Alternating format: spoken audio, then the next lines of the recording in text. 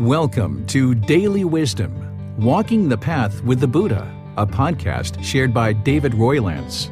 This podcast is dedicated to guiding you to completely eliminate the discontent mind and the suffering it causes by attaining enlightenment.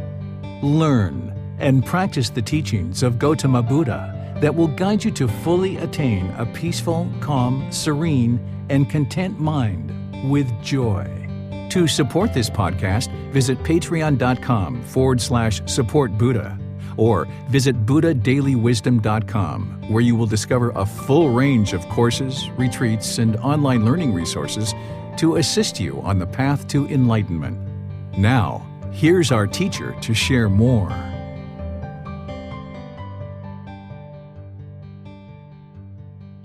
Sawadee Kap. Hello and welcome to Daily Wisdom, Walking the Path with the Buddha.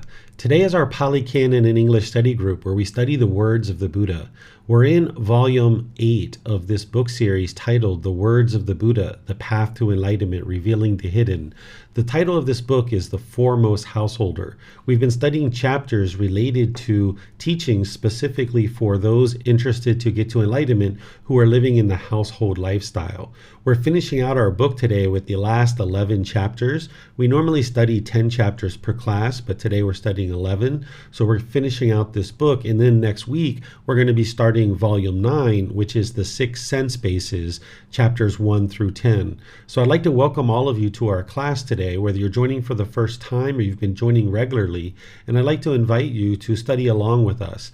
If you've read these chapters prior to class or after class, this really helps you because you can come to class with questions and you also see other details in the chapter besides just the words of the Buddha. But even if you haven't studied these books, you can still study along in our class, because what we do is I typically invite someone in Zoom to read the chapter, and then after someone reads the chapter, I will share teachings on that specific chapter and then open up to any and all questions that you guys have before moving off to the next chapter. So you guys are welcome as we go to ask any and all questions that you like by putting those into Facebook, YouTube, or Zoom. In Zoom, you had the added feature of electronically raising your hand and asking any questions or follow-up questions directly. So I'll see if there's anyone in Zoom who would like to read the first chapter, which is chapter 31. If you'd like to read, you can just raise your hand electronically and I'll be able to see that here, and then I'll be able to call on you and allow you to go ahead and read the chapter. And then afterwards, I will share some teachings on that particular chapter. Okay, I'm not seeing anyone in Zoom raising their hands. I think you guys might like it when I read. But if anybody would like to chime in at any point and offer to read, to give my voice a little bit of a break, you're welcome to do that. Just raise your hand electronically and I'll be able to see that and then be able to call on you to be able to read any of the chapters. So this first one is chapter 31. It's titled, Even More Fruitful Than Giving.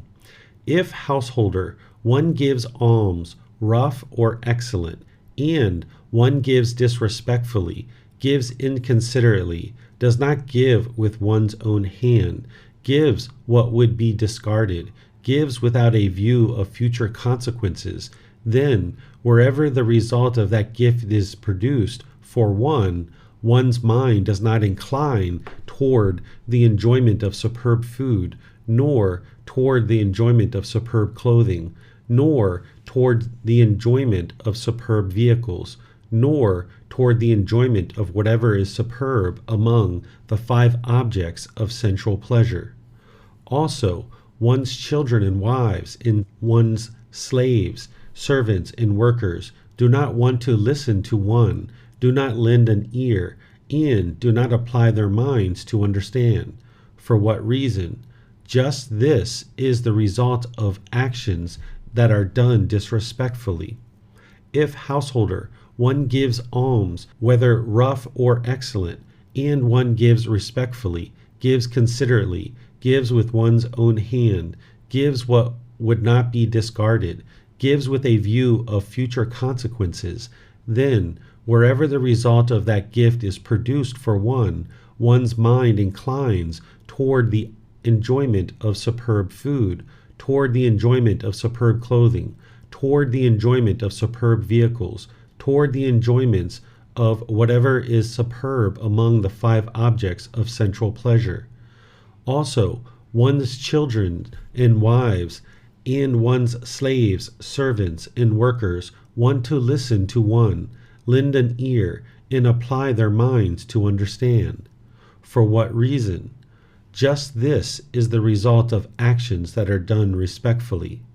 In the past householder, there was a Brahmin named Valama. He gave such a great alms offering as this: 84,000 golden bowls filled with silver, 84,000 silver bowls filled with gold, 84,000 bronze bowls filled with bullion, 84,000 elephants with golden ornaments, golden banners, covered with nets of gold thread, 84,000 chariots with upholstery of lion skins, tiger skins, leopard skins, and saffron-dyed blankets, with golden ornaments, golden banners, covered with nets of gold thread, 84,000 milk cows with jute tethers in bronze pails, 84,000 maidens adorned with jeweled earrings, 84,000 couches spread with rugs, blankets, and covers,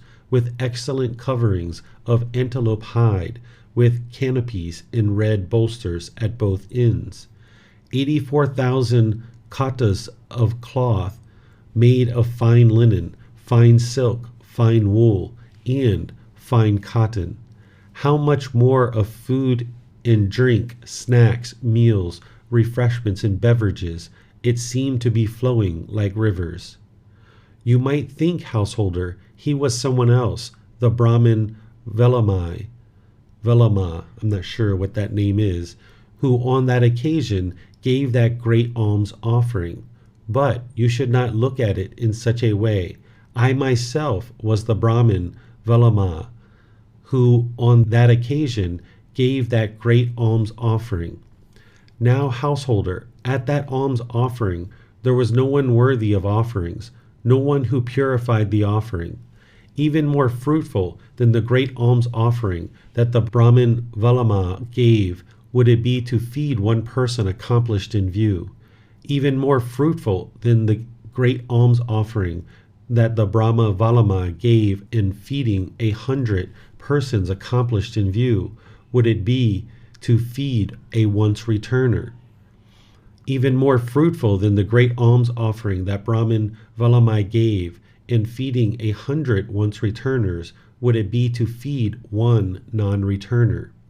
Even more fruitful than the great alms offering that the Brahma Valama gave in feeding 100 non-returners would it be to feed one Arahant. Even more fruitful than the great alms offering that the Brahmin Valama gave in feeding 100 Arahants would it be to feed one Paka Buddha. Even more fruitful than the great alms offering that the Brahmin Valama gave in feeding 100 Paka Buddhas would it be to feed the Tathagata, the Arahant, the perfectly enlightened one. Would it be to feed the community of monks headed by the Buddha? Would it be to build a dwelling dedicated to the community of the four quarters? Would it be for one with a mind of confidence to go for refuge to the Buddha, the teachings, and the community?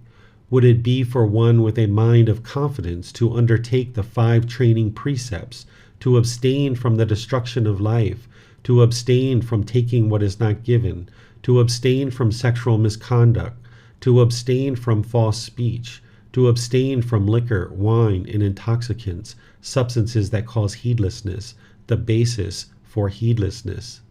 As great as all this might be, it would be even more fruitful if one would develop a mind of loving kindness, even for the time it takes to pull a cow's udder. As great as all that might be, it would be even more fruitful if one would develop the perception of impermanence just for the time of a finger snap. Okay, let me explain to you guys this discourse here. The first part, by the way, this whole chapter is all about generosity and also improving the quality of the mind through practicing certain teachings. So the first part that the Buddha is describing here is he's talking about someone who makes an offering and that does it disrespectfully. Generosity is an important part of the teachings of the Buddha because generosity helps to eliminate craving, desire, attachment. You're going to need to learn how to give and share and practice generosity with the people around you in making different offerings and different gifts, not only to various people around you, but even for the continuation of the teachings of the Buddha. This helps you to train your mind to let go and no longer be selfish and holding on tightly. And what the Buddha is describing here is one who gives disrespectfully, that because of this disrespectful giving or inconsiderate nature of one in the way that they make offerings and practice generosity, that because of this, that their children, their wives, and their employees essentially are going to also not be respectful to them.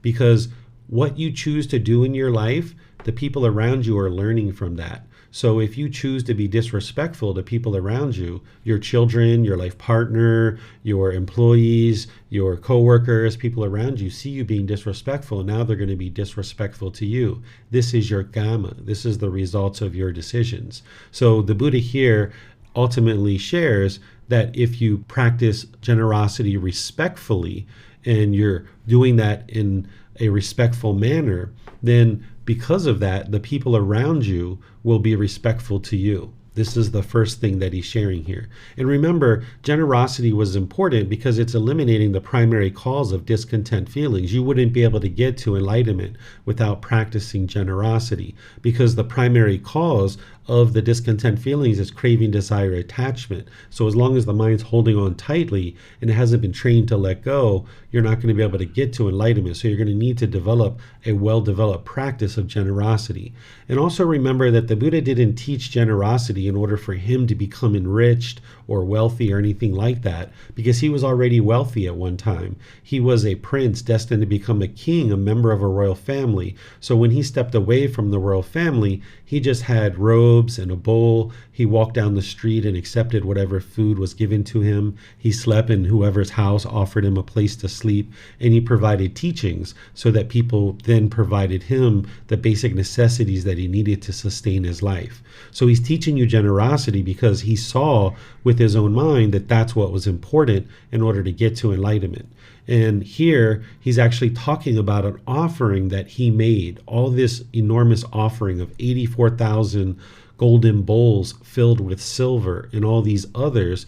He ultimately explains this enormous offering, and then he basically explains that this was him that made this offering in a past life. He talks about how generosity led to him being able to get to enlightenment as a Buddha in his last life.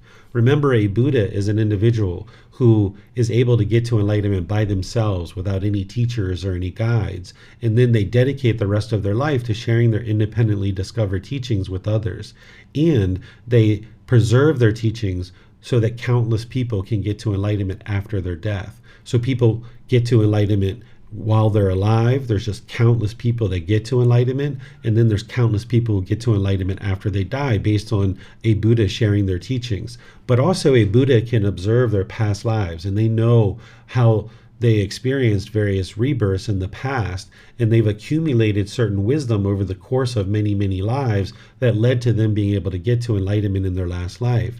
And he talks in multiple teachings, not here necessarily, but he talks in other teachings about how generosity in his previous lives, in his last life, was a primary factor that led to him being able to get to enlightenment as a Buddha. And that's what he's also essentially sharing here as well.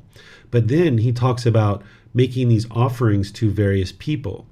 This first one he talks about is making an offering to an individual who's accomplished in view.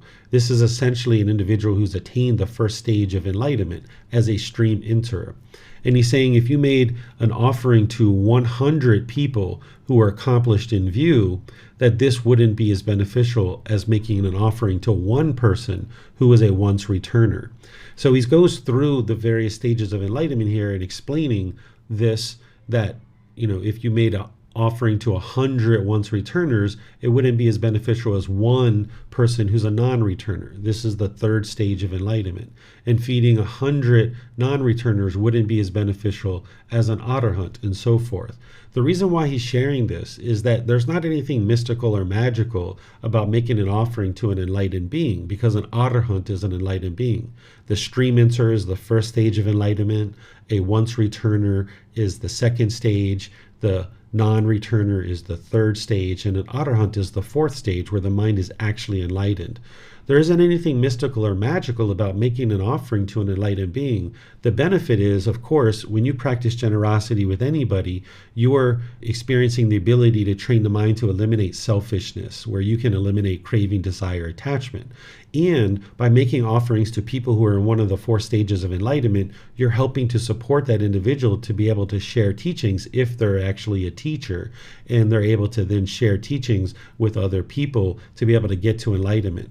But the third thing that you're getting when you're making an offering to somebody in one of the four stages of enlightenment, and here we're just highlighting an enlightened being as an arahant, is that you're coming in contact with an individual who's either in the first, second, third, or fourth stage of enlightenment. And that gives you the ability to ask them questions and to gain wisdom about what it takes to be able to get to enlightenment. So the Buddha goes on from here and saying, not only would it be really beneficial to feed an arahant, but feeding 100 arahants, 100 enlightened beings, wouldn't be as beneficial as feeding a Pakachata Buddha, or however this is pronounced. What this is this is an individual who gets to enlightenment by themselves and chooses not to share their teachings of what it takes to get to enlightenment. So the Buddha that we know of, Gautama Buddha, he was not that. He was a Tathagata. He was a perfectly enlightened one. He's an arahant, which is enlightened, but he chose to share his teachings. That's the difference between this type of Pakachikata Buddha and a actual Buddha. A Buddha is an individual who gets to enlightenment by themselves. They dedicate the rest of their life to sharing their teachings, and countless people get to enlightenment, and then they preserve their teachings in such a way that countless more people can get to enlightenment. So the Buddha is showing you the increased levels of benefit to you by feeding one of these individuals or by making an offering to one of these individuals, because now you're coming in contact with an actual Buddha. Perhaps if you're living during the lifetime of a Buddha and you can make an offering to an actual Buddha, you're coming into contact with that person to be able to get wisdom on how to actually attain enlightenment yourself. And then the Buddha talks about the community headed by the Buddha, building a dwelling for the actual community, going to refuge with the Buddha, the Dhamma, and the Sangha, or the Buddha, the teachings, and the community. This is the confidence that you have in the actual community. And then he even talks about another higher quality of wholesome Dhamma is to practice the 5 precepts, where you're not killing, stealing, having sexual misconduct, having false speech, or taking substances that cause heedlessness. And you would need to study the 5 precepts using the words of the Buddha, because it's not black and white. You need to be able to see with clarity what is the actual teachings that the Buddha is sharing on the 5 precepts. And then what I do in volume 1, chapter 7, is I share with you what it takes to apply that to your daily life. The Buddha is talking here about studying and practicing the 5 precepts. And if you study the 5 precepts using the words of the Buddha, you can see that it's not black and white, that you can actually understand the words of the Buddha on the 5 precepts, where he's illuminating the path to enlightenment and helping you to be able to see how to apply the teachings that he shares in real life. Because the 5 precepts, they're not rules or commandments. It's teachings that will help you to understand the natural law of karma, of cause and effect, that when you do things like killing, stealing, having sexual misconduct, you're lying, or taking substances that cause heedlessness, this is going to cause harm in the world. So therefore, harm is going to come back to you. And by you learning the 5 precepts and choosing to practice them, this is producing a higher and higher quality of karma. And that's what the Buddha is describing to you here in terms of making offerings. He's showing you how to increase higher and higher levels of your wholesome Dhamma. And then ultimately what he gets to is he's saying that practicing loving kindness meditation is very fruitful for you. It's producing this high quality of Dhamma because you're reducing the amount of anger, hatred, ill will in the mind. And now there's less anger, hatred, and ill will in the mind, and there's less that's going to come out through your intentions, your speech, and your actions. And now you can take care of ensuring that you're not causing harm through your anger, hatred, and ill will through your intention, speech, and actions. And then ultimately the highest quality of Dhamma that the Buddha is describing that you can actually produce is practicing breathing mindfulness meditation. Here he's describing it as developing the perception of impermanence just for the time of a finger snap. This is how you develop that, is through your breathing mindfulness meditation. Of course, you need to study the universal truth of impermanence. You need to reflect on it to see that it's true looking around the world, and then you need to practice it. And by practicing breathing mindfulness meditation, when you're focused on the breath and the mind goes off the breath, you're cutting off any thoughts that arise and bringing the mind back to the breath. So if you're having any thoughts, or if you hear a sound, or if there's something that's going on during your meditation, if you can understand that this sound is impermanent and it's not possible for you to have permanent quietness or a certain lighting condition or a certain smell or odor in the room, all these things are all impermanent. So your meditation is helping you to be able to develop that. So here the Buddha is explaining to you how to increase to get higher and higher levels of wholesome Dhamma. Of course, generosity is needed, practicing the 5 precepts is needed, practicing loving kindness meditation is needed, and breathing mindfulness meditation is needed. All these things are needed, but he's just helping you to see the higher and higher qualities of Dhamma, because the less harm that you're causing, the more beneficial it is for you and all those in the world around you. Thus, it's producing higher and higher amounts of wholesome Dhamma, or the results of your decision. So that's why by training your mind with breathing mindfulness meditation, with loving kindness, and by practicing the 5 precepts, which is what he's talking about here, this is really high quality Dhamma for you, because you're causing less and less harm is coming back to you. So let me know what questions you guys have on this chapter. You can put this into Facebook, YouTube, or Zoom in the comment section. If you're in Zoom, you can electronically raise your hand and ask any questions or follow-up questions directly. All right, I'm not seeing any questions anywhere. So I'm going to go on to the next chapter, which is chapter 32. This one is titled A Great Gift. Monks, here, a noble disciple, having abandoned the destruction of life, abstains from the destruction of life. By abstaining from the destruction of life, the noble disciple gives to an immeasurable number of beings freedom from fear, hostility, and harm. He himself in turn enjoys immeasurable freedom from fear, hostility, and harm. This is the first gift, a great gift, highest of long standing, traditional, ancient, untainted, and never before tainted, which is not being tainted and will not be tainted, not refused by wise ascetics and Brahmins. This is the stream of merit, stream of wholesome, nutriment of peacefulness, heavenly, ripening peacefulness, conducive to heaven, that leads to what is aspired for, needed, and agreeable to one's welfare and peacefulness. The other 4 precepts, which are abstaining from taking of what is not given, abstaining from sexual misconduct, abstaining from lying, and abstaining from consuming substances that cause heedlessness, are repeated with the Buddha's guidance. There are, monks, these 5 gifts, great gifts, highest, of long standing, traditional, ancient, untainted, and never before tainted, which are not being tainted, and will not be tainted, not refused by wise ascetics and Brahmins. So here what the Buddha is explaining is that by you practicing the 5 precepts, you are giving this great gift to the world, essentially, to all other beings. Because when you choose to not destroy life, you're giving this immeasurable number of beings freedom from fear of being killed, freedom from hostility and aggression or harm. Oftentimes when we look at practicing something like the 5 precepts, someone might be a little bit unmotivated or kind of complacent in their practice of something like the 5 precepts when they're first getting started. But here the Buddha is helping you to kind of reframe your perspective to help you understand that you're not just practicing the 5 precepts for yourself, you're practicing these for other people. Because by you choosing to cause less and less harm through not killing, stealing, having sexual misconduct, lying, and taking substances that cause heedlessness, you're giving this great gift of freedom from fear, hostility, and harm to other beings. And this is very beneficial for the world and for your own life because less and less harm is coming back to you. He also talks about how this leads to this peacefulness, because when you are practicing harmlessness, you don't have to be scared. You don't have to be fearful. So by you giving others freedom from fear, hostility, and harm, you are free from those same things too.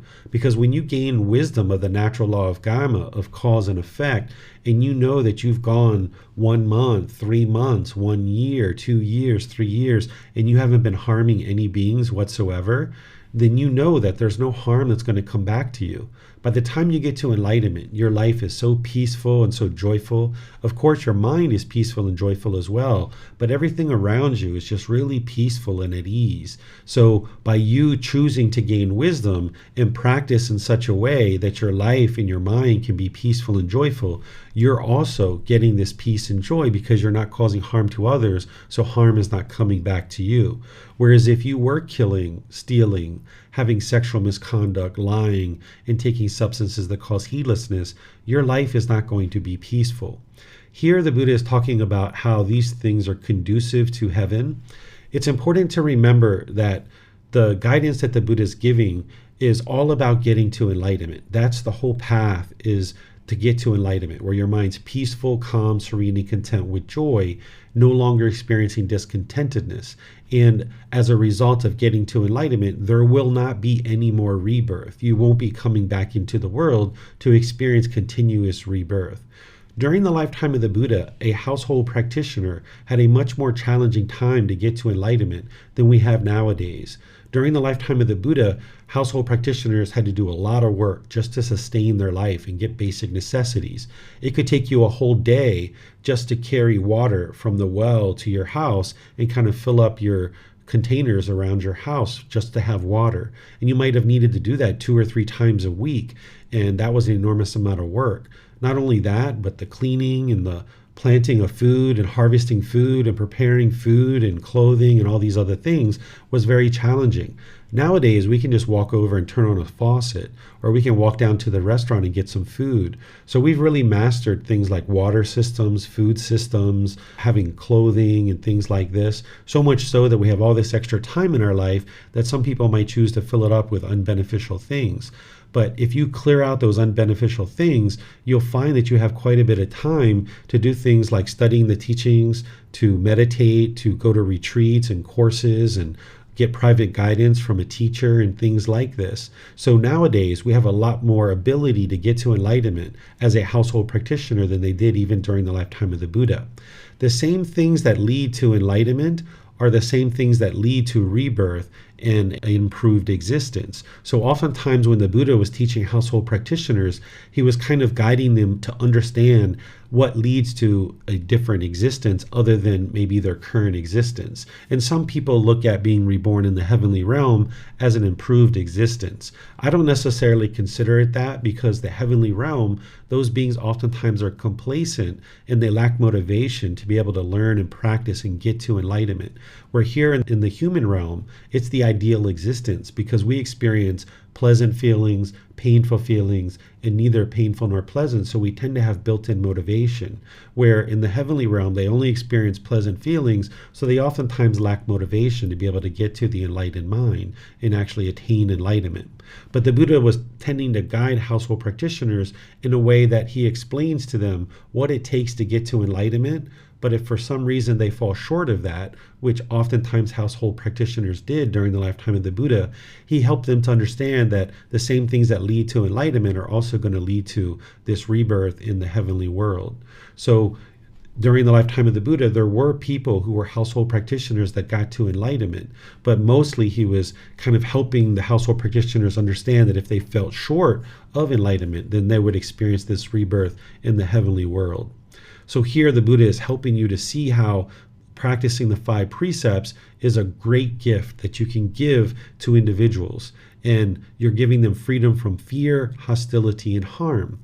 And keep in mind that everything that the Buddha taught in one way or another is coming back to elimination of the 10 fetters. The Buddha explains 10 individual pollutions in the mind of the unenlightened being. And these 10 individual pollutions is what's keeping the mind trapped in the unenlightened state. By eliminating these 10 fetters, that's what produces the qualities of the enlightened mind. So whenever you see the Buddha talking about being tainted or something of that nature, he's talking about pollution of the mind. He's talking about defilements. He's talking about what's holding you back, keeping you in the unenlightened state. So if you can get to an untainted mind, or you can get to an unpolluted mind, a purified mind, this is the enlightened mental state. So here he's using this language to help you see that the 5 precepts, in practicing those, actually helps you to eliminate the 10 fetters and the pollutions. So things like choosing not to kill, this helps you to eliminate the fetter or the taint or the pollution of ill will. Practicing something like eliminating stealing or sexual misconduct or lying or intoxicants, this helps you to eliminate the fetter of sensual desire. Oftentimes when an individual is stealing, they have this central desire where they're trying to crave and crave and crave, and they want something that they maybe can't afford, so they steal it. Or they're having sexual misconduct where there's a certain central desire to have sex with multiple people. Or if you're lying, typically if an individual is lying, it's out of selfish pursuits based in craving, central desires. And the same thing with taking substances that cause heedlessness. So even something as simple and straightforward as the 5 precepts, the Buddha is guiding you to eliminate the 10 fetters and certain fetters that are in there. All of his teachings are guiding you to eliminate those pollutions in one way or another. So here you can see a bit of that in this particular teaching. Let me know what questions you guys have here. Remember, you can put that into Facebook, YouTube, or Zoom, or you can raise your hand in Zoom and ask any questions or follow-up questions directly. All right, I'm not seeing any questions anywhere, so I'm going to move on to the next chapter, which is chapter... Oh, there we got a question from Sophia. Go ahead, Sophia. You can unmute yourself and ask your question. Oh, I just want to read the next chapter. Oh, okay, sure. Yeah, you can read this one. This is chapter 33. Okay. Can you see it on your screen? Yeah, he himself, right? To be reborn, graceful, rich, and influential. Malika, some women is not prone to anger or often intense frustration. Even if she is criticized a lot, she does not lose her temper and become irritated, hostile, and stubborn. She does not display anger, hatred, and bitterness, and she gives sense to ascetics and Brahmin, food and drink, clothing and vehicles, garlands, scents and ointments, bedding, dwellings, and lighting, and she is without jealous, one who does not have jealous, resent, or feel better about the gain, honor, respect, admiration, appreciation, and gratitude given to others. When she passed away from that state, if she comes back to this world, wherever she is reborn, she is beautiful, attractive, and graceful, possessing supreme beauty and complexity, rich with great wealth and property, and influential. All right, thank you, Sophia. So here the Buddha is talking to a female, so he's addressing this female, this woman.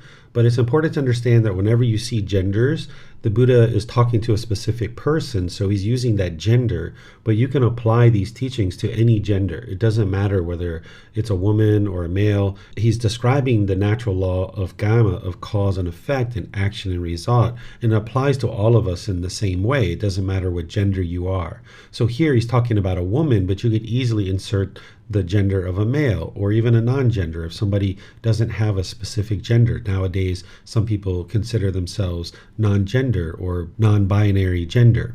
So here he's referring to and talking to this woman and saying a woman is not prone to anger or oftentimes having intense frustration. Even if she's criticized a lot, she doesn't lose her temper, become irritated.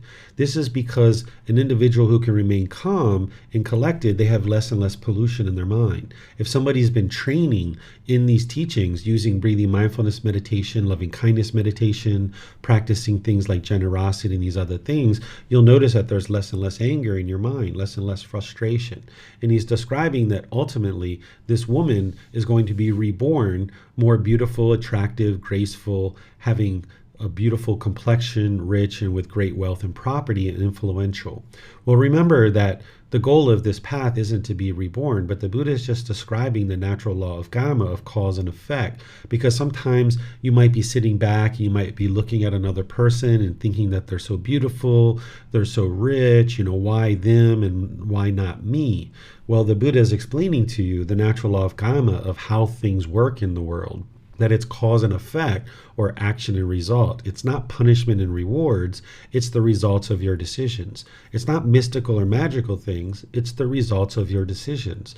That here, if an individual is training their mind and they're less angry and less frustrated or less hostile, of course they're going to have a more beautiful appearance. Have you ever looked at yourself in the mirror when you're angry? You probably look pretty ugly, right? So if you went around throughout your life being angry and frustrated and irritated and stubborn and hostile and having a temper, you would look pretty ugly in this life. And then as you're being reborn into a future life, you're going to look ugly in that life too. And that's what the Buddha is explaining to you as the natural law of karma, so you can see the truth for yourself. Then he's talking here about generosity. This individual is practicing generosity, sharing gifts with ascetics and Brahmins. These are teachers who are helping people get to a better way of life, essentially ordained practitioners and Brahmins or Hindu priests. So nowadays we share offerings with teachers because teachers give up their worldly life in order to help share the teachings with others. And if you're practicing generosity, this is automatically going to have less craving in your mind. With less craving, you're going to have less anger. So this is why this individual has less anger and hostility, because she's practicing generosity. She's also practicing what we call sympathetic joy. What sympathetic joy is joy for others' success, even if you didn't contribute to it. It's the exact opposite of jealousy or envy. So here he's talking about somebody else who has gained honor, respect, admiration, appreciation, and gratitude. Other people are sharing that with that other person. But yet this person is not jealous, because if you have sympathetic joy, you have joy for other success, no matter what they're experiencing. If they have a bigger house, if they have a car, if they're going on a trip or a holiday, even if you want those things to yourself, it's important to have sympathetic joy and not walk around with jealousy. An enlightened being isn't going to have jealousy and envy. They're going to have joy for other success, sympathetic joy, even if they didn't contribute to that success. So the Buddha is explaining this individual who has less anger, right? That this person has eliminated a certain amount of anger. They're practicing generosity, so they're eliminating a certain amount of craving, and they're practicing sympathetic joy. And as a result of this, he's explaining the natural law of karma, that wherever this person passes away, if they come back, because this person could be enlightened as well, and they're not coming back, but if they come back to this world, this individual is going to be born beautiful, attractive, graceful, with supreme beauty and complexion, rich with great wealth and property, and influential. And remember, that's not the goal of this path. The goal is to get to enlightenment and escape this whole cycle of rebirth. But the Buddha is explaining to you why there's people in the world that have these certain qualities, and there you can understand that this is based on decisions that they've made in previous lives, as well as decisions that they're making in this life as well. Because Because even if somebody's born into this world that is beautiful, attractive, graceful, possessing beauty, rich, wealthy, and influential, if they make unwise decisions in this life, they're not going to maintain those qualities. So by cultivating wisdom, you can maintain these qualities if you were born into the world with these qualities. Or if you were born into the world without these qualities, by you choosing to practice and train your mind, you can acquire these particular qualities. So let me know what questions you guys have on this chapter, and I'll help you guys. You can put that into Facebook, YouTube, or Zoom, or you can raise your hand in Zoom and ask any questions that you like. All right, I'm not seeing any questions anywhere, so I'm going to move on to the next chapter. This is chapter 34. It's titled, One Who Respectfully Gives Timely Food. Monks, when a donor gives food, he gives the recipient 4 things. What for? He gives life, beauty, peacefulness, and strength. Having given life, he receives life, whether heavenly or human. Having given beauty, he receives of beauty, whether heavenly or human. Having given peacefulness, he receives peacefulness, whether heavenly or human. Having given strength, he receives of strength, whether heavenly or human. Monks, when a donor gives food, he gives the recipients these 4 things. One who respectfully gives timely food to those mentally disciplined ones who eat what others give, provides them with 4 things: life, beauty, peacefulness, and strength. The man who gives life and beauty, who gives peacefulness and strength, will obtain long life and fame wherever he is reborn. Okay, let me help you guys understand this one as well. So here, of course, the household practitioners are giving food and clothing and water and shelter and medical care to individuals who are choosing to give up worldly life in order to train their mind and gain lots of wisdom to then be able to give that wisdom back to students. This is the mutual support that the Buddha put in place, that if an individual was a teacher and they also were working on the side, if they were getting more and more to enlightenment, they wouldn't necessarily have a motivation to actually teach, but also they wouldn't have as much time to teach. They wouldn't have as much time to dedicate to cultivating their own wisdom. So by individuals in our community choosing to give up worldly life and give up a career and move into working on their mind and training their mind and cultivating wisdom, we have more wisdom in our community to then be able to give the teachings to others and help people get to enlightenment. So part of that, in order to occur, individuals need to have certain offerings. And here the Buddha is talking about food, that if you give somebody food, that you're giving life, beauty, peacefulness, and strength. Because if somebody's eating food, then they're able to sustain their life. And if somebody is able to nourish the body with healthy food, they're becoming more beautiful. Their appearance is going to be more beautiful versus someone who's hungry and disgruntled. If someone is eating good food, then there's a certain amount of peacefulness and strength that they're able to acquire through eating this food. So what the Buddha is saying is that if you're giving offerings of food, you're giving life, beauty, peacefulness, and strength. And as a result, these are the things that you get back.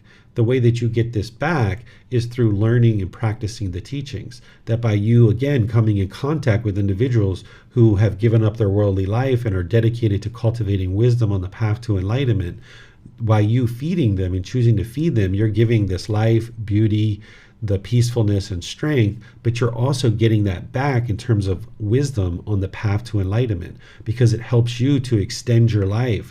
It helps you to become more beautiful. As you learn and practice these teachings, you'll notice that as you're getting rid of the pollution in your mind, your complexion will become more bright and more vibrant. Your eyes, your skin tone, the way that you appear in the world, you'll have this more beautiful appearance, because when you're more peaceful and you're more joyful, your mind is more radiant and bright. It'll show in your physical appearance. So you're getting this beauty through learning and practicing the teachings to eliminate the pollution of the mind. And you're getting more peacefulness in the mind and in your life. And you're also getting this strength and this vitality, this ambition, because as you get rid of the pollution out of your mind, you'll notice that you'll have more energy, more initiative, more motivation, more enthusiasm. When your mind's burdened with the pollutions of the mind, it can really weigh on you and you can feel very exhausted and lacking energy. But as you clear out your mind of the pollutions, you'll find more and more strength in the mind and in the body. So let me know if you guys have any questions on this particular chapter. One who respectfully gives timely food. Okay, I'm not seeing any questions here. So I'm going to move on to the next chapter, which is 35. Okay, so here the title is, The Entire Holy Life is Wholesome Friendship, Wholesome Companionship, Wholesome Comradeship. And how, Ananda, does a monk who has a wholesome friend, a wholesome companion, a wholesome comrade develop and cultivate the Noble Eightfold Path? Here, Ananda, a monk develops right view, which is based upon seclusion, freedom from strong feelings, and elimination, maturing in release.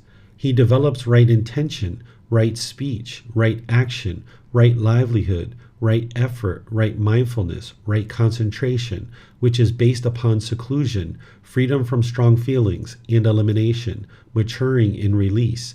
It is in this way, Ananda, that a monk who has a wholesome friend, a wholesome companion, a wholesome comrade, develops and cultivates the Eightfold Path. By the following method too, Ananda, it may be understood how the entire holy life is wholesome friendship, wholesome companionship, wholesome comradeship, by relying upon me as a wholesome friend. Ananda, being subject to birth, are freed from birth. Being subject to aging, are freed from aging. Being subject to illness, are freed from illness. Being subject to death, are freed from death. Being subject to sorrow, grief, pain, displeasure, and despair, are freed from sorrow, grief, pain, displeasure, and despair. By this method too, Ananda, it may be understood how the entire holy life is wholesome friendship, wholesome companionship, wholesome comradeship. Okay, so the Buddha here is explaining how when you choose wisely to have wholesome friends and associates, that this is going to help you to cultivate the mind and get closer to enlightenment. If you've ever made choices to be around people who are doing unwholesome things, you might have noticed that your mind tended to lean in that direction too. If you were around people who do substances that cause heedlessness or steal or lie or have sexual misconduct or things like this, you'll notice that your mind tends to do those things too. And then conversely, if you choose to have wholesome friends and associates, co-workers, a life partner, neighbors, and things like this, you will tend to lean towards wholesome things, making wise decisions. Well, the Eightfold Path is the core central teaching that you need in order to get to enlightenment. And if you have wholesome friends, you will have a tendency to practice the Eightfold Path more closely. Oftentimes people meet wholesome friends and companions through their community of Buddhist teachings, so that as you're coming to classes or courses, retreats, as you're interacting, you get to meet people who are into cultivating their mind and doing wholesome things. And this is really helpful for your life because you'll have a tendency to be influenced by those wholesome things. So that's what the Buddha is explaining to you here, is that it's helpful for you to choose to be with wholesome individuals. You're not interested in judging other people and looking down on somebody, but you're also not interested in surrounding yourself with people who are doing unwholesome things. So you need to be skilled and have the ability to look at how an individual is interacting and what they're choosing to do in the world. And then you make choices in your life without denigrating others and looking down on others, but instead maintaining your loving kindness, which is active goodwill, and maintaining your compassion, which is your concern for the misfortune of others. So if you happen to meet a new friend, say like at a smoothie shop or something, and as you guys are talking, this person talks about getting high, or they talk about having sexual misconduct, or you catch them in a few lies or something like this, you can use the 5 precepts as kind of a guide of individuals who you would like to associate with. Other people might not know what the 5 precepts are in terms of the way you understand them, but a version of the 5 precepts are taught by our primary caregivers, typically as we're growing up. Mom, dad, brothers, sisters, grandma, grandpas, aunts, uncles, people like this tend to kind of teach us things like refraining from killing, stealing, sexual misconduct, lying, and substances that cause heedlessness. So you could actually use the 5 precepts and your wisdom of those 5 precepts to kind of compare and contrast what people are sharing with you and whether or not it would be wise for you to associate with individuals like this, including people like your life partner.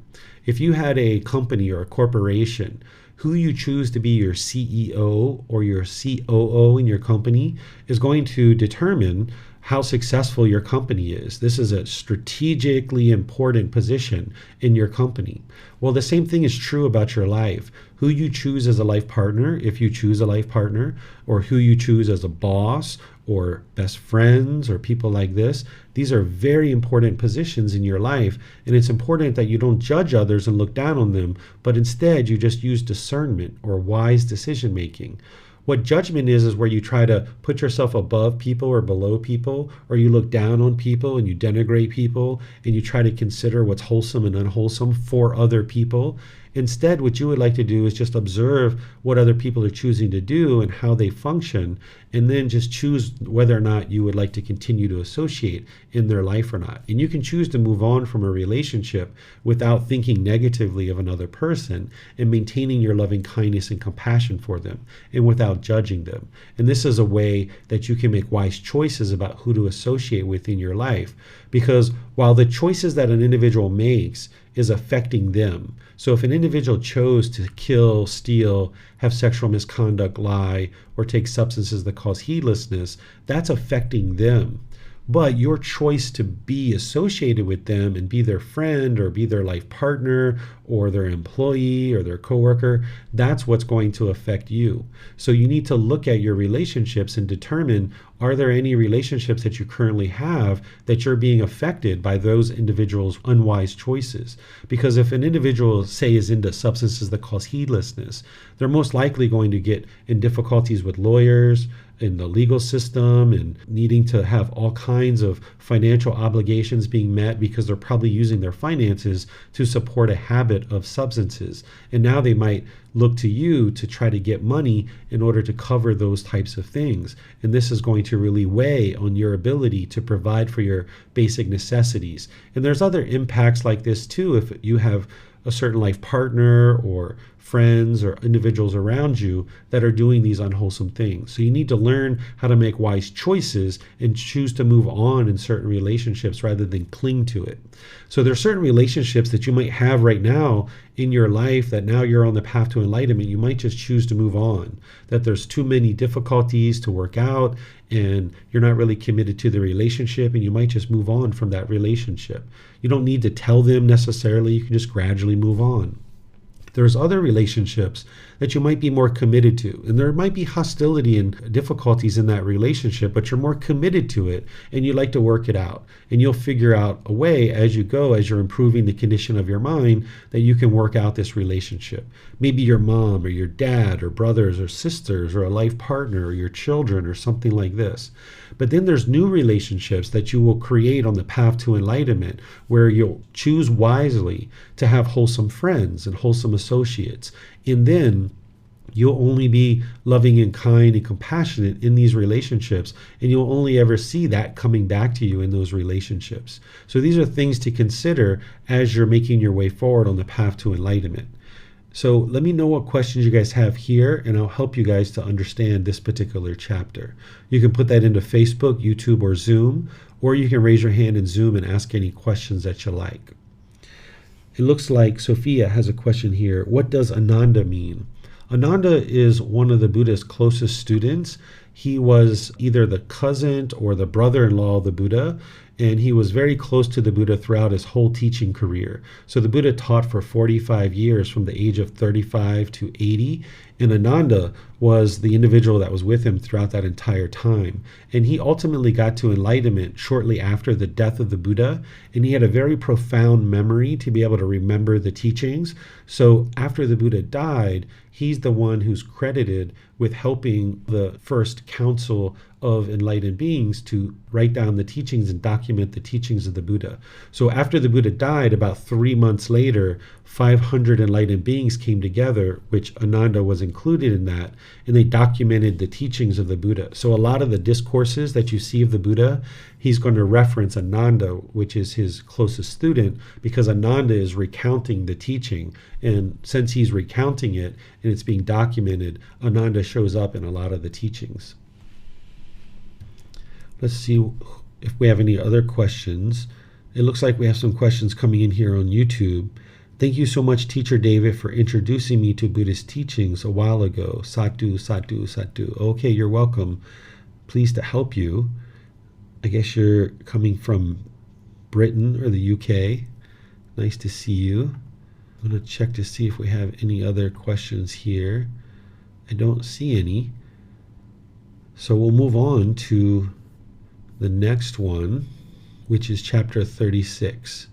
Here, this one is titled The Cycle of Rebirth Without Discoverable Beginning for Beings Hindered by Ignorance and Fettered by Craving.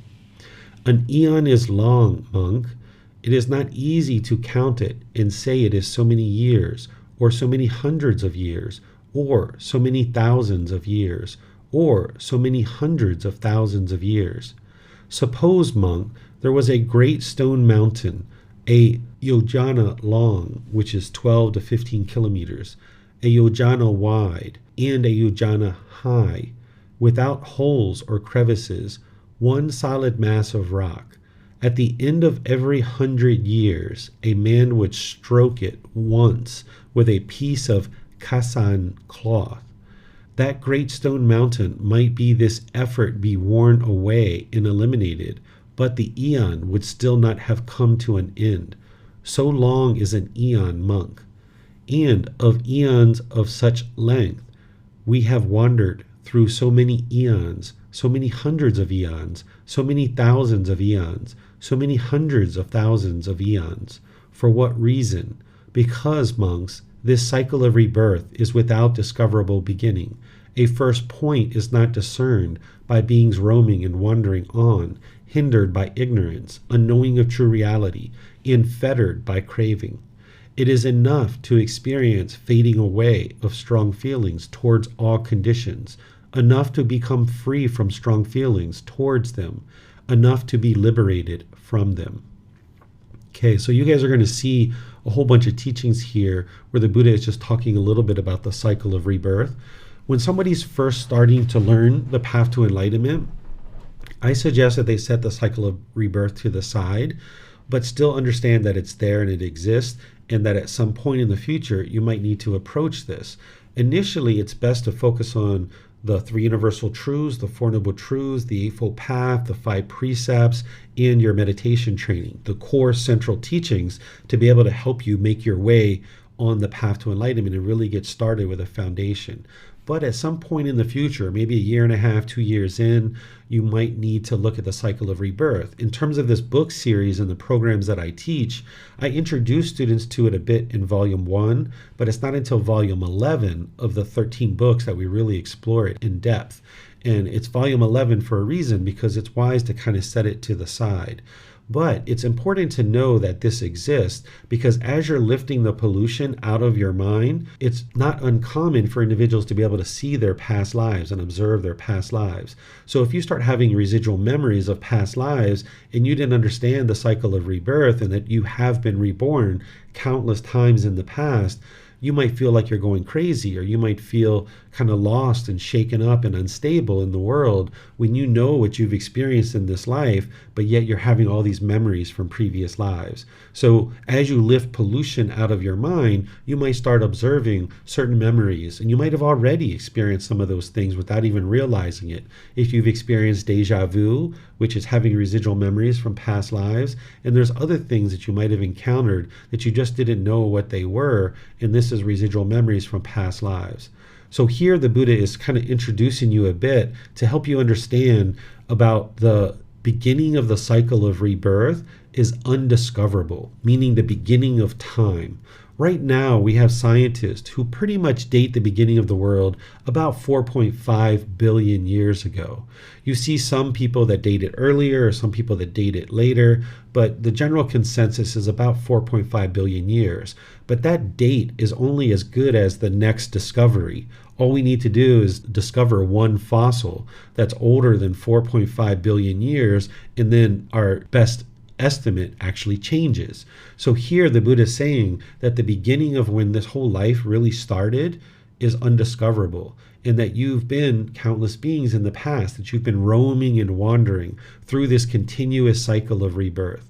He talks about many different eons, and he talks about an eon as an immeasurable amount of time, and that there's been countless eons. During the lifetime of the Buddha, one of the highest numbers that they could really count to is basically the 100,000s, right? They didn't invent the number million yet until about the last 500 years is when we invented the number 1 million. And then we started counting from there. We now have 1 billion, we have trillion, we have other years beyond that. So here, the Buddha is describing an eon longer than so many hundreds of thousands of years. So when we think about 4.5 billion years, to the Buddha, this is multiple eons. He already knew 2,500 years ago, before we even had scientific research, that this world has been here for many, many, many billions of years, but they didn't have the word billion to be able to describe it back then. So he used the word eon, which is this immeasurable amount of time, because they couldn't count beyond 999,900 or what have you, that they didn't have the word million during his lifetime. And he's describing this eon as being so long and so enormous and immeasurable that if there's this mountain that's made out of stone that's 12 to 15 kilometers high, 12 to 15 kilometers wide, and 12 to 15 kilometers deep, that if every 100 years somebody rubbed the mountain with one stroke of the cloth, if you continue to rub that mountain every 100 years, that this mountain would be worn away and the eon would still be continuing. So it would take an enormous amount of time to rub this mountain. Every 100 years, you just rub it one time, and then add all those up for 12 to 15 kilometers, and he's saying the eon would still exist. So it's a really long, immeasurable amount of time. And he's saying that beings have roamed and wandered through this cycle of rebirth for so many eons. And this is understandable, because if the earth has existed for 4.5 billion years, which is our best estimate, there's been beings that have existed throughout all this time, going all the way back to dinosaurs and even before that. Now, human beings have evolved as we kind of understand within the last 200,000 years or so, and we've gradually evolved from there. But the beginning of the cycle of rebirth, the Buddha is saying, is undiscoverable. And the reason why he's saying that is because sometimes people really get caught up in, when did the world start? How did we get here? Why are we here? And all these other different questions. But if you understand that the beginning of the world, the cycle of rebirth, is undiscoverable, what the Buddha is saying is, just focus on getting to enlightenment. He's saying the beginning of the world is undiscoverable, but it's enough to experience the fading away of strong feelings, which is the reduction of discontentedness. It's enough to become free from strong feelings, that is, getting to enlightenment. And it's enough to become liberated from them, which is getting to enlightenment. So he's saying, don't concern yourself with when the world started and how you got here and all these other ancillary details that are undiscoverable. Instead, realize that you're in the human realm right now. Your mind is discontent. You're experiencing anger, frustration, irritation, and other discontent feelings. Focus on eliminating those and getting to enlightenment. That'll be enough for you. You don't need to figure out all these things in the past that are unimportant at this point in time, because you're in existence, you have a discontent mind, and you need to get out of this cycle of rebirth and escape it. But you can't do that if you spend all your time worrying about the beginning of the world. So let me know what questions you guys have on this particular teaching.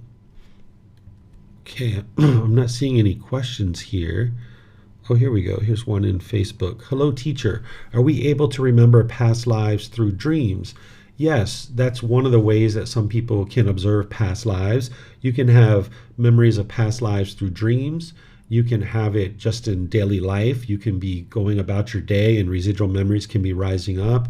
You can even get to the point where you're even talking as if you are those beings from the past, where someone nowadays might describe that as multiple personality disorder, but it's actually an individual who's remembering their past lives and speaking as if they are that person from the past. So these are all different ways that it can occur. All right, I'm not seeing any questions anywhere else, so I'm going to move on and just remind you guys in Zoom that if you'd like to read at any point, you're welcome to. Just raise your hand and let me know that you're interested and I'll call on you. So here, chapter number 37, the stream of tears in this cycle of rebirth is more than the water in the four great oceans. Good, good monks, it is good that you understand the teachings taught by me in such a way. The stream of tears that you have shed as you roamed and wandered through this long course, weeping and wailing because of being united with the disagreeable and separated from the agreeable. This alone is more than the water in the four great oceans. For a long time, monks, you have experienced the death of a mother. As you have experienced this, weeping and wailing because of being united with the disagreeable and separated from the agreeable, the stream of tears that you have shed is more than the water in the four great oceans. For a long time, monks, you have experienced the death of a father, the death of a brother, the death of a sister, the death of a son, the death of a daughter, the loss of relatives, the loss of wealth, the loss through illness. As you have experienced this, weeping and wailing, because of being united with the disagreeable and separated from the agreeable, the stream of tears that you have shed is more than the water in the four great oceans. For what reason? Because, monks, this cycle of rebirth is without discoverable beginning. A first point is not discerned of beings roaming and wandering on, hindered by ignorance, unknowing of true reality, unfettered by craving. It is enough to experience fading away of strong feelings towards all conditions, enough to become free from strong feelings towards them, enough to be liberated from them. So again, the Buddha is giving us another teaching on the cycle of rebirth and just kind of introducing you to help you understand that the beginning of the cycle of rebirth is undiscoverable, like what we talked about before, and to just stay focused on getting to enlightenment. But he's adding some more context here to help you understand the stream of tears that you've cried over the course of all these countless lives is more water than all the water in all the seas. If you've done any scuba diving or snorkeling, or you've been out in the sea, there's an enormous amount of water in the sea. And what he's saying is that all the tears that you've cried during this countless rebirths is more water than all of that. And perhaps you've experienced a certain amount of crying and misery and despair in this life as well. And you know that that's uncomfortable to experience. And you can harness that and make it motivation to help you get to enlightenment in this life. And the Buddha is explaining that you're united with the disagreeable. So if you have cravings in your mind, you're going to have certain things that are disagreeable to you. And if you experience those disagreeable things, you might cry, you might weep, and you might wail. And if you're separated from the things that are agreeable to you are the things that you have cravings for. Because if you have craving and you get what you want, you'll get pleasant feelings. Those conditioned feelings of happiness, excitement, elation, thrill, exhilaration, euphoria. But if you're separated from the things that you find agreeable, you might potentially weep and wail and cry. Same thing if you're united with the disagreeable. In this crying, in these tears, the Buddha is explaining that it's more water than all the four great oceans. And this is helping you to paint a picture of how many countless past lives that you've actually had. And then he explains all this loss of relatives, which also probably led to a certain amount of weeping and wailing as well. By the time you get to enlightenment, you can experience the death of somebody close to you and you won't grieve anymore. It's not because you don't love them. Love isn't what's causing the grief and the sadness and the weeping and wailing, as the Buddha is describing here. It's the craving, desire, attachment, wanting to keep mom or dad or grandma and grandpa or other people close to you. It's wanting to keep them permanently. There's craving, desire, attachment. You can get to a point where you've trained your mind that you can have appreciation and gratitude when somebody dies, and you don't have to be feeling like somebody pulled the carpet out from under you or chopped you off at the knees. So if you have experienced countless rebirths in the past, that means you were unenlightened in all those past lives. And as all these people died and you lost your wealth and all these other things that the Buddha talked about, you would weep and wail and cry as a result. And the goal is to get out of all of that and get to the point where the mind's purified. And now, if somebody dies close to you, you'll appreciate the time that you spent with them and have gratitude for the time that you spent with them. You won't need to feel like somebody chopped you off at the knees. What questions do you guys have on this particular chapter? Okay, I'm not seeing any questions anywhere, so I will move on to the next one, which is chapter 38. This is another teaching on the cycle of rebirth as well. Having experienced the same thing in this long course. Monks, this cycle of rebirth is without discoverable beginning. A first point is not discerned of beings roaming and wandering on, hindered by ignorance, unknowing of true reality, enfettered by craving. Whenever you see anyone in misfortune, in misery, you can conclude, we too have experienced the same thing in this long course. Whenever you see anyone happy and fortunate, you can conclude, we too have experienced the same thing in this long course. It is not easy, monks, to find a being who, in this long course, has not previously been your mother, your father, your brother, your sister, your son, your daughter. For what reason? Because, monks, this cycle of rebirth is without discoverable beginning. A first point is not discerned of beings roaming and wandering on, hindered by ignorance, unknowing of true reality, enfettered by craving. It is enough to experience fading away of strong feelings towards all conditions, enough to become free from strong feelings towards them, enough to be liberated from them. Okay, let me explain this to you. There's a lot of really great teachings here in this very basic, kind of straightforward one page that the Buddha is describing here. Of course, the first thing he's talking about is that the cycle of rebirth is not discoverable, the beginning of it at least, which is what he's been describing earlier. And beings are continuing to have ignorance and craving, and that's what keeps them roaming and wandering in the cycle of rebirth. He's saying, because you've been reborn so many times, anything that you see anybody experiencing that is misfortunate or anything that they're experiencing that is miserable, you also have experienced that same thing as you've been reborn in these constant rebirths. And where this is actually really helping you is that it can help you to cultivate loving kindness and compassion for other beings. If you can see somebody who's maybe having addiction to substances or homeless or some other challenge or difficulty in this life, you can be more understanding of what they've experienced, and you can have more loving kindness, which is active goodwill, or compassion, which is concern for their misfortune. If you understand that you too have experienced those same things, it can help you eliminate indifference. Whereas if you see somebody suffering and you feel you're indifferent, then just understand that you've experienced those same things too. And rather than being indifferent to somebody else's misfortune or misery, understand that they're going through some challenges and some struggles, and arise loving kindness and compassion.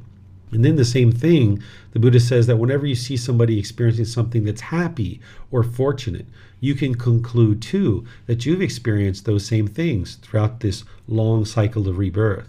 And where this helps you is that if there's certain cravings, desires, attachments in your mind of things that you want, and you feel like your mind is chasing after them, you can conclude that you've actually already had those things. So if you see somebody who's really rich and wealthy and famous, or maybe they have amazing possessions, maybe they have a Lamborghini or a yacht or something like this, and you're really wanting those things, you can conclude you've already had those things, either in this life or some previous life. So if you see someone driving a Lamborghini and you're like, I wish I had that Lamborghini, I want that so badly.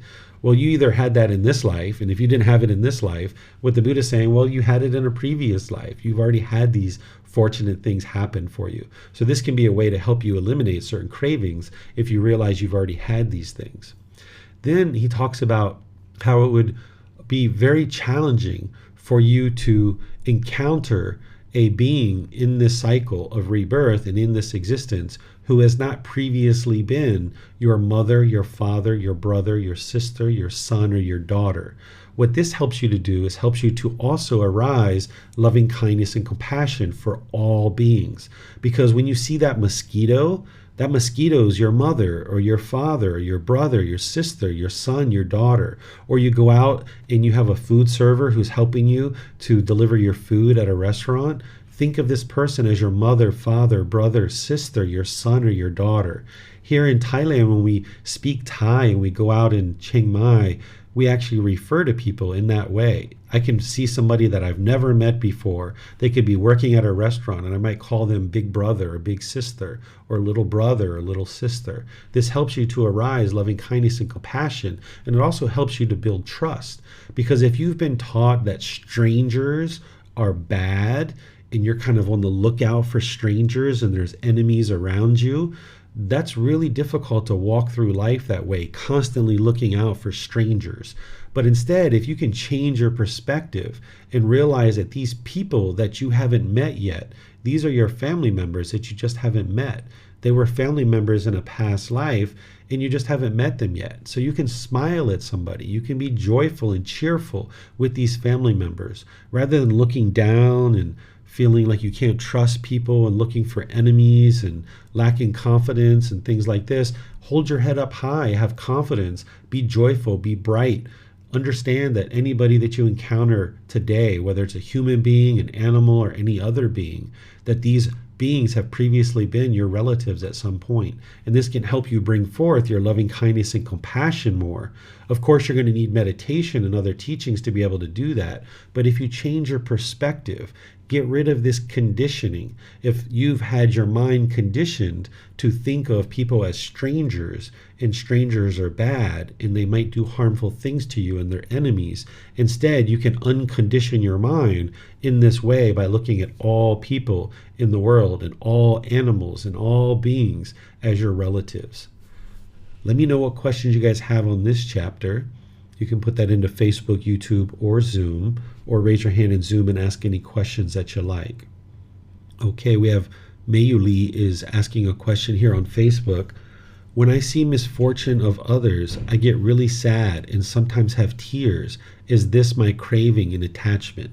Yes, if you're experiencing discontentedness, which the sadness is, then that's from craving, desire, attachment. This is the mind craving for the world to be a certain way and wanting people to all be well and healthy.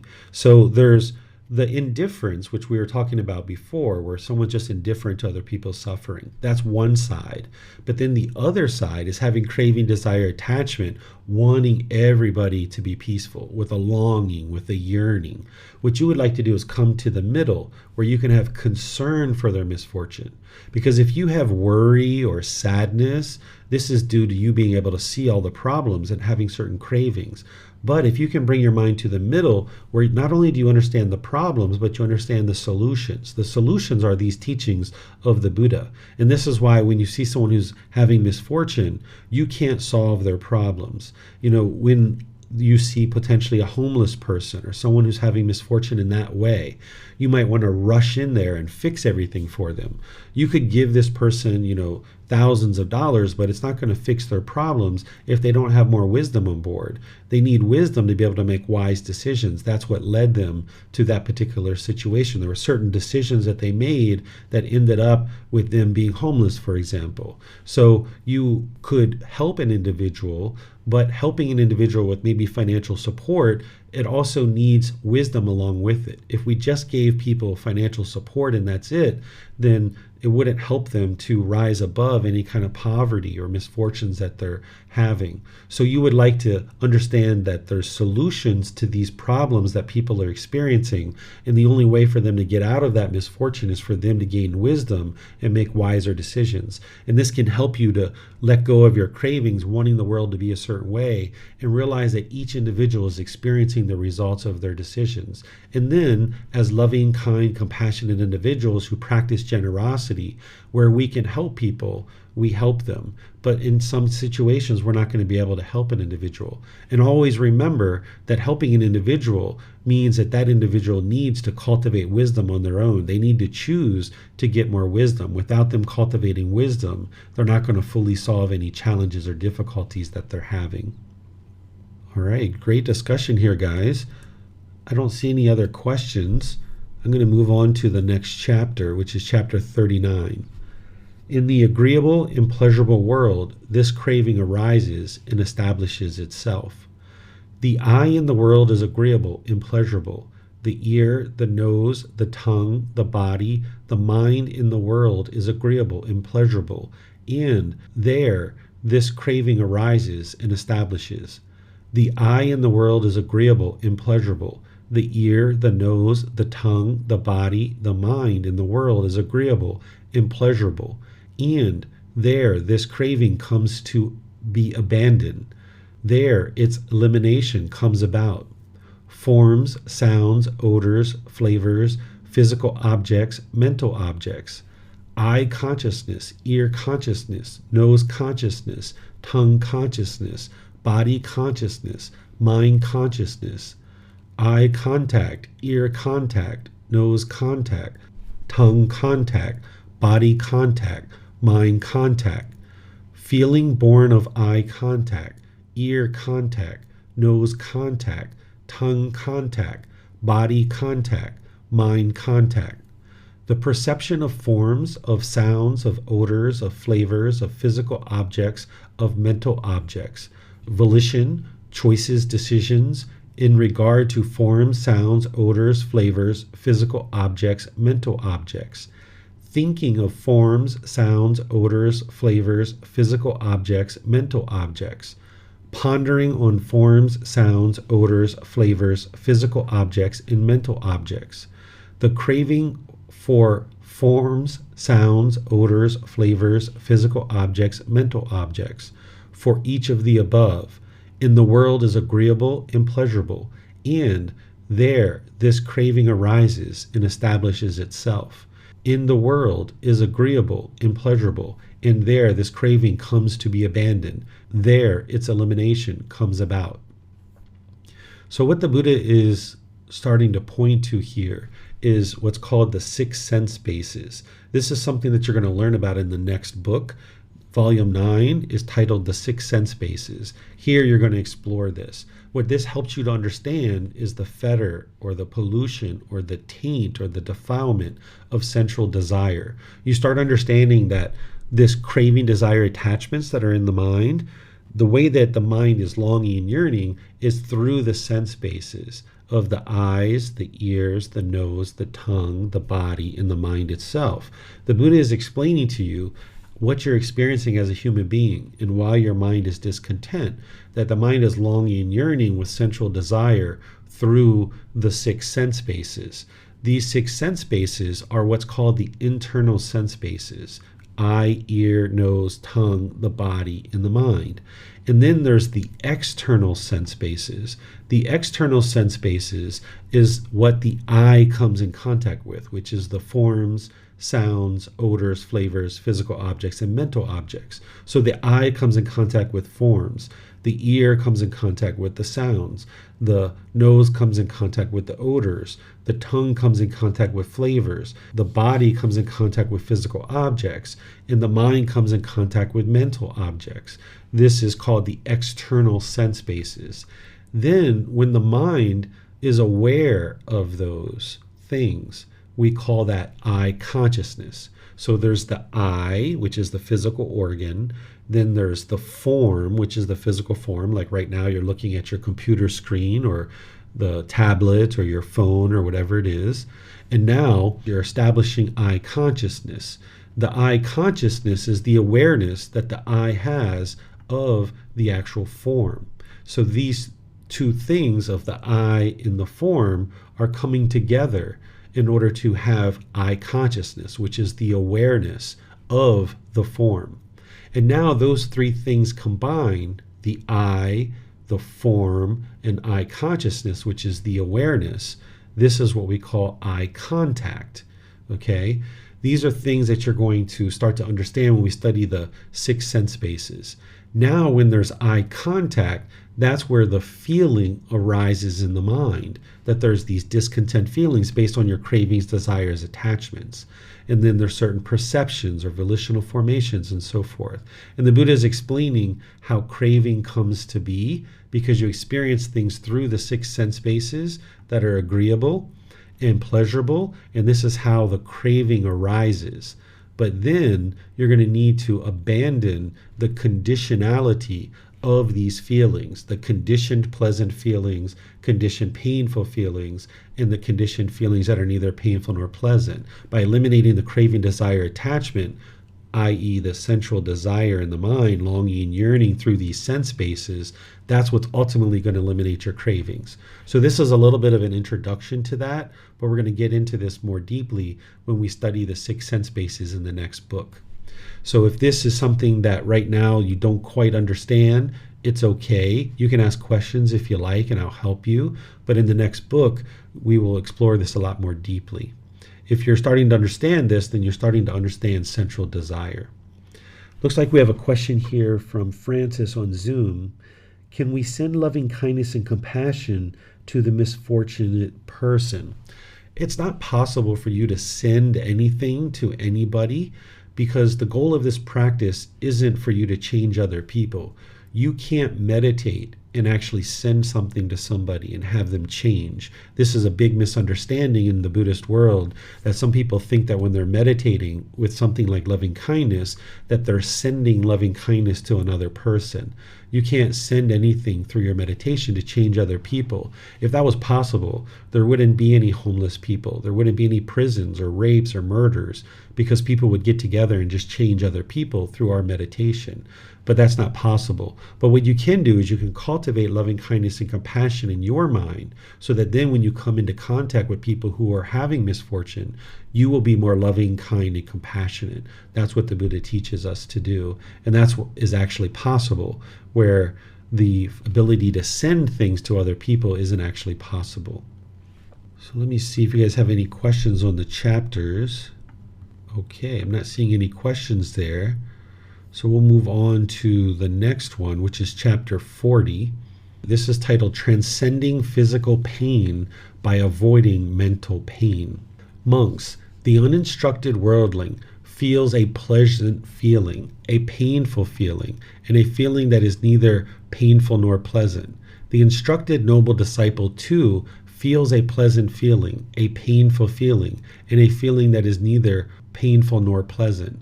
Therein, monks, what is the distinction, the disparity, the difference between the instructed noble disciple and the uninstructed worldling?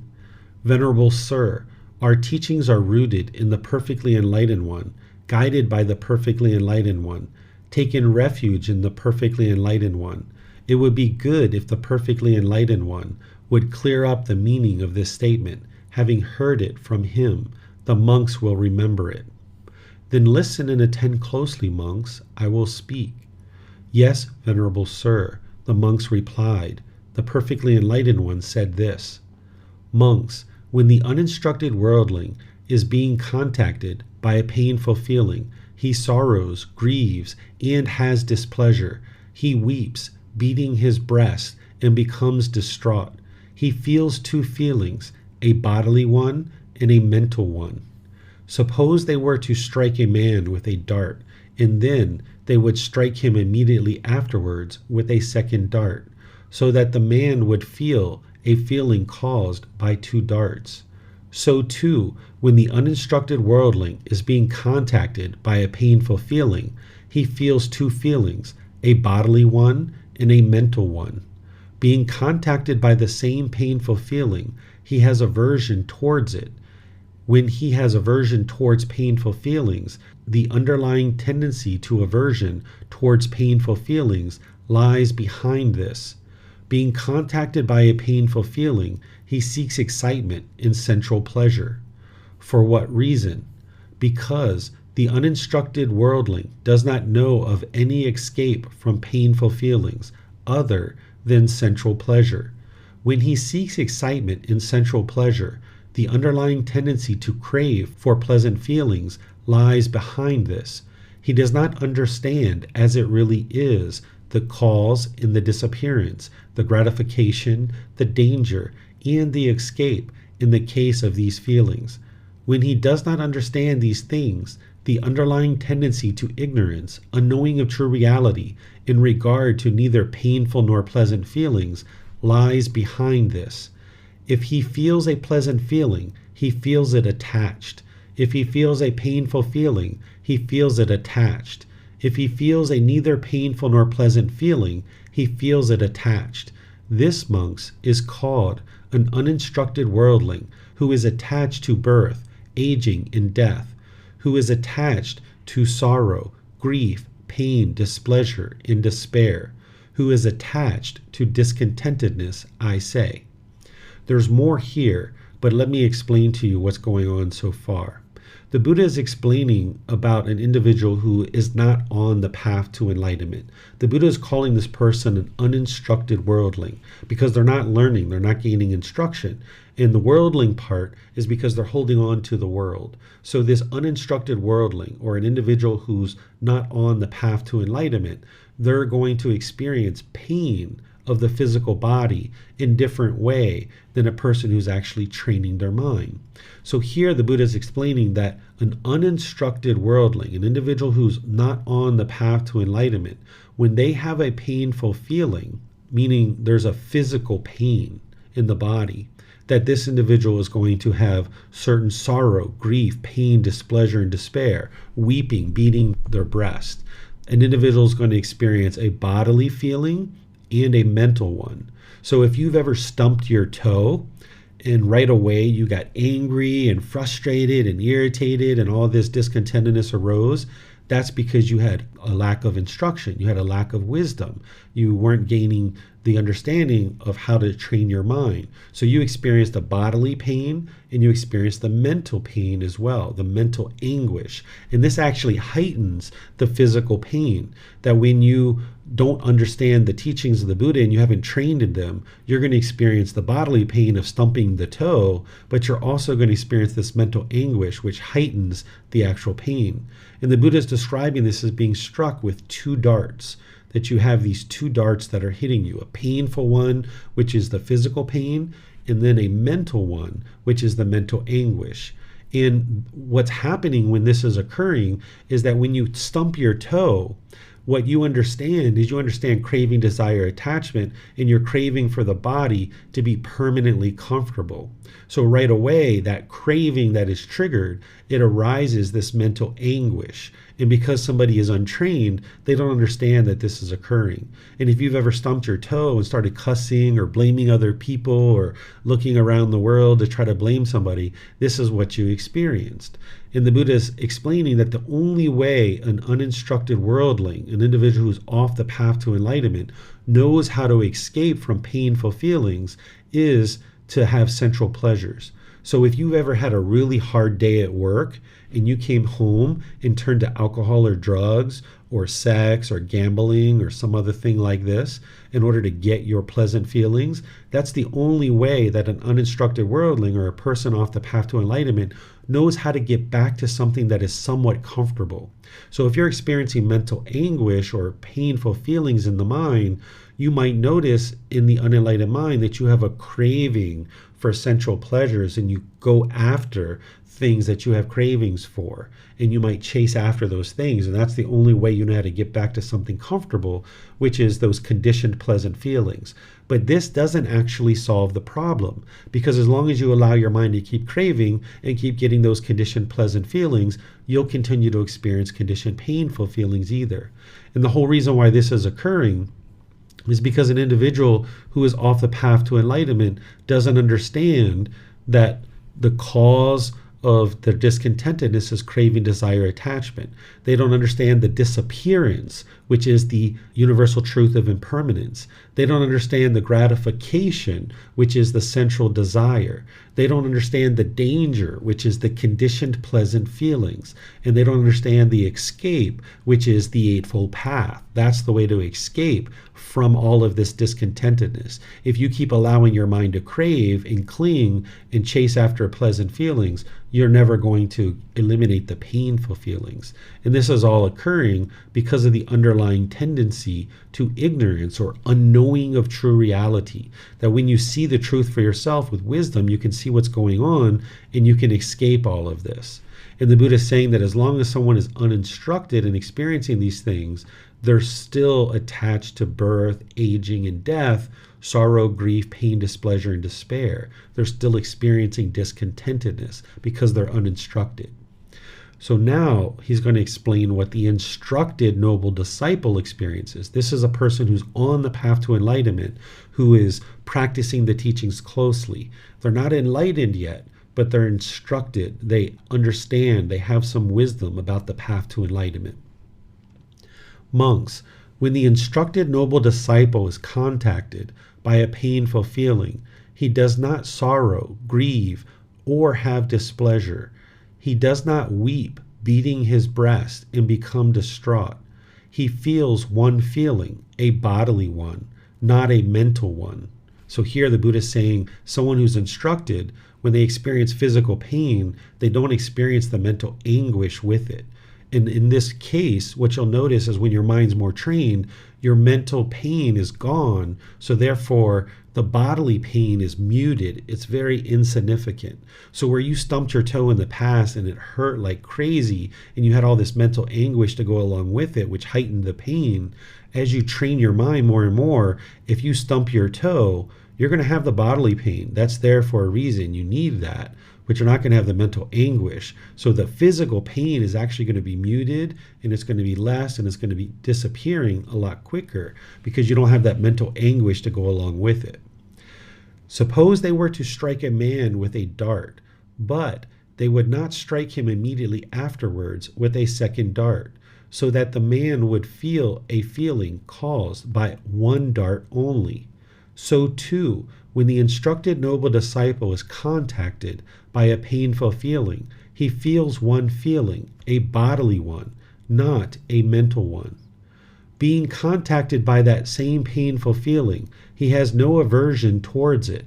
Since he has no aversion towards painful feelings, the underlying tendency to aversion towards painful feelings does not lie behind this.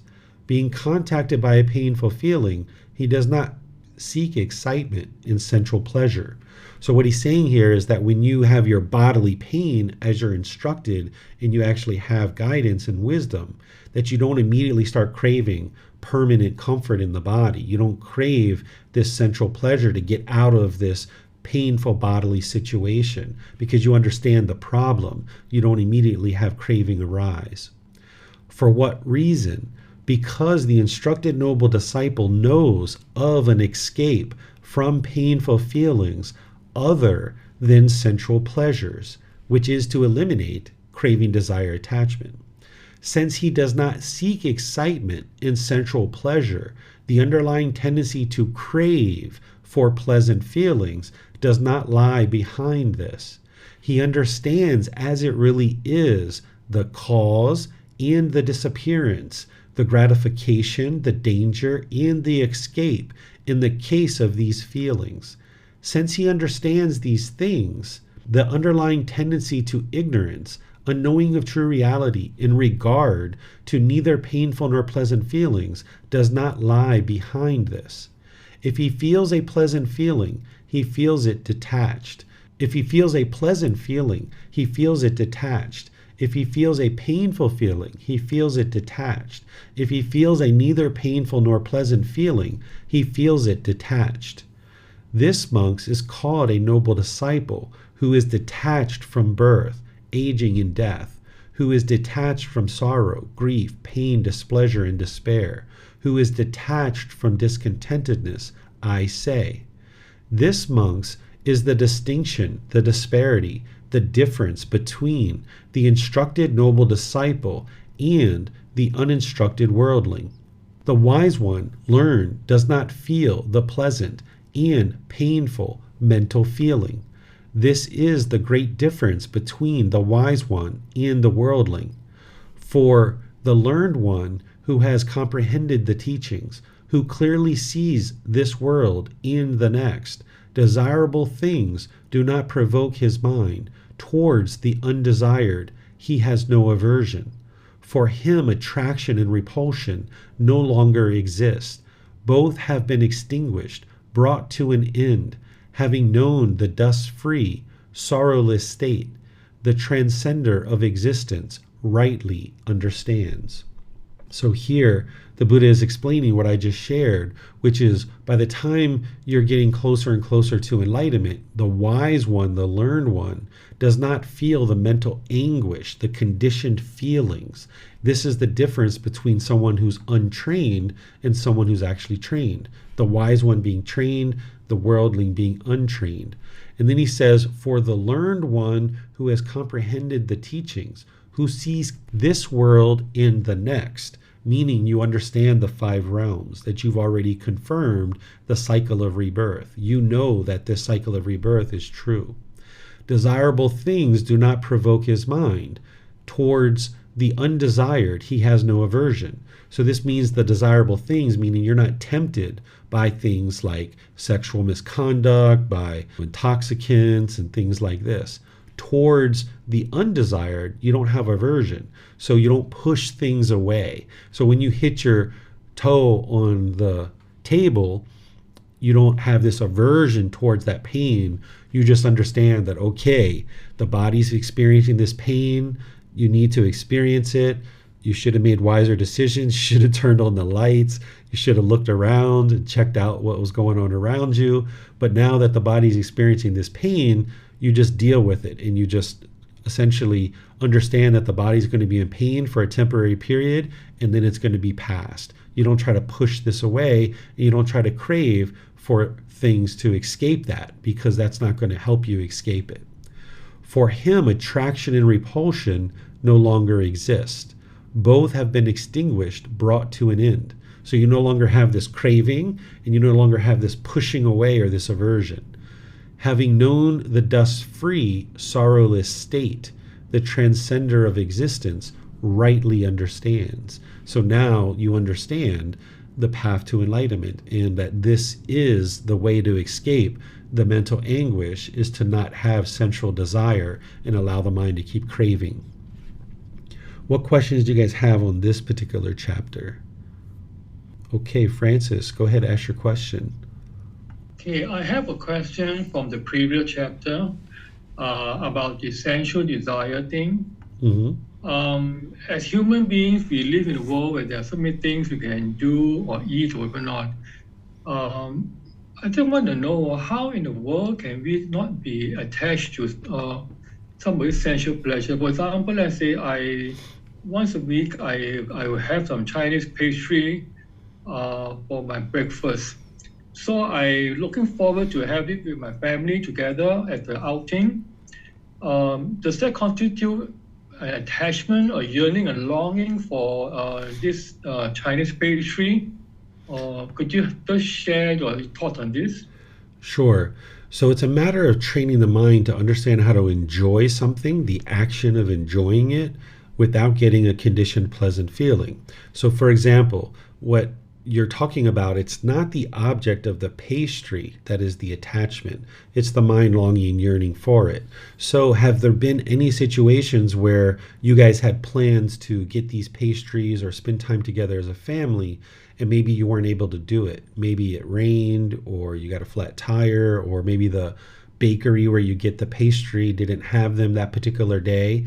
If you have craving, desire, attachment in that situation, you're going to be frustrated or irritated or annoyed that you couldn't have that particular situation occur. But if you were like, okay, well, there's no pastries today, that's fine. Let's go do something else. and you are just as peaceful and just as content with the pastry as without it, then you know that the mind isn't craving it. So you can enjoy things as an enlightened being and on your path to enlightenment. You just need to learn how to not crave and desire and be attached. And this is how you learn how to enjoy things without being attached. So you need to observe your mind and see, is there any agitation, annoyance, irritation when you don't get that pastry? And remember, it's not the pastry that is the issue. So once you eliminate your craving, desire, attachment for the pastry, you'll be able to either have the pastry and be enjoying that time with your family in the pastry. And then in situations where you can't do it, you'll still be able to enjoy that too. You'll still be able to be peaceful and joyful. That's what it means to practice non-attachment. Okay, I guess we need to be aware of our mental states, at the time. I think I understand. So actually, if that when see some of unpleasant feelings or let's say or anguish feelings came along and said, "Oh, the shop is closed," rather than beating myself up and all that and complaining and whining everything, we can just say a mental state, okay, it's okay, we'll go somewhere else and eat something else. Would it be something I can do? Exactly. That's what it means to understand the universal truth of impermanence, that every time you show up to the shop, it's not going to be open. It's impossible. Every time you show up to the shop, it's not going to have your pastry because they're going to be sold out sometimes, or they're not going to have the ingredients to make the pastry or what have you. So if you understand the universal truth of impermanence and you're not craving permanence, when you show up to the shop and they don't have what you are interested in or the shop's closed, you can maintain your peace and maintain your joy. But if you have craving, when you show up to the shop and it's closed, you'll complain, you'll get angry, you'll get frustrated. Or when you show up and they don't have your pastry, you'll get angry or frustrated or irritated because you're having craving. So whenever you have discontentedness, there is a craving there, at least one. And that's the red light on the dashboard of your car telling you, hey, Francis, you've got a craving here. You need to investigate this and you need to eliminate it. So you need to be very observant with mindfulness of any discontentedness.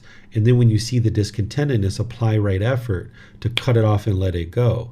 And then you need to investigate that and try to uncover what the craving was so you can train your mind to eliminate it. Yeah, I guess we need to be aware of, they say, guard our sixth sense door, yeah? Yes. All this thing. Okay, I got it. Thank you so much. Perfect. Wonderful, Francis. Okay, I didn't see any other questions as I was looking, but I'm going to look one more time just to be sure.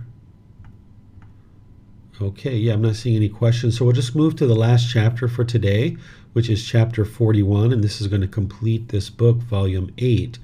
Chapter 41 is the Noble Eightfold Path, which is the path to enlightenment.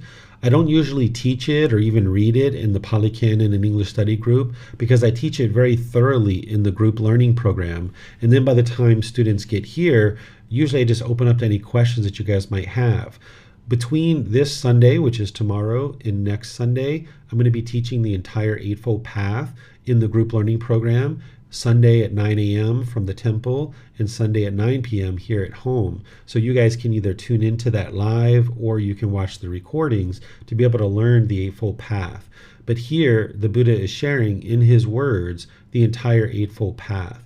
And this is something that you're going to need to know inside and out, backwards and forwards, up, down, left, right, in order to get to enlightenment. You're going to need to learn this and revisit it multiple times, dialing it in closer and closer in your life. This is the complete, perfect plan of how to get to enlightenment. And studying with the original words of the Buddha is what's going to help you to be able to understand what he taught and how to dial this in closer and closer to your life.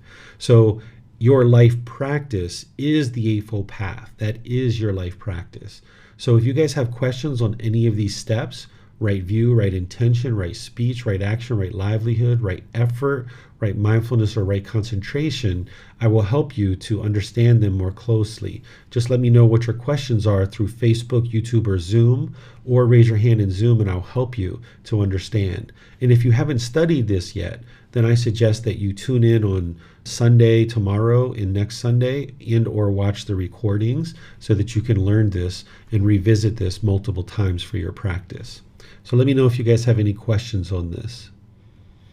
Okay, I'm not seeing any questions anywhere. So what I'm going to do then is just in class, as I typically do, by thanking all of you guys for studying, because the more that you study and you get dedicated to learning and practicing the teachings, it's helping you to cause less and less harm in the world. So you're experiencing less and less harm. It's benefiting you. It's benefiting others because they're experiencing less and less harm from you. And that means you're also benefiting all of humanity because humanity is becoming a more loving, kind, gentle, and peaceful place to exist. So I always like to thank students for having dedication and diligence to learning and practicing the teachings, and also invite you to next week's class where we're going to be in volume 9, which is the 6 sense bases. We're going to be studying volumes 1 through 10. Tomorrow in our group learning program, we're going to be studying the Four Noble Truths. So you're welcome to join for that. That's where you can establish right view and have this breakthrough to understanding what's causing your discontent feelings so that you can actually eliminate them. And then on Wednesday, I'm going to be starting the first session of our 4-part series on Buddhist chanting. So if you'd like to learn the Buddhist chants that I do before meditation and after meditation, you can tune in live, either 9 a.m. or 9 p.m., or you can watch the recordings and learn how to do the Buddhist chanting. So thank you all for joining for today's class. We'll see you guys in a future class. Have a very wonderful and lovely rest of your day. Sawadee Kap. Thank you for listening to this podcast. To provide support for this podcast, visit patreon.com/support Buddha. To access more teachings, visit buddhadailywisdom.com. There, you will discover a full range of courses, retreats, and online resources to assist you on the path to enlightenment. Remember to establish a daily, consistent meditation practice, along with learning and practicing these teachings. A well-developed meditation practice is the foundation in which to train the mind to attain enlightenment.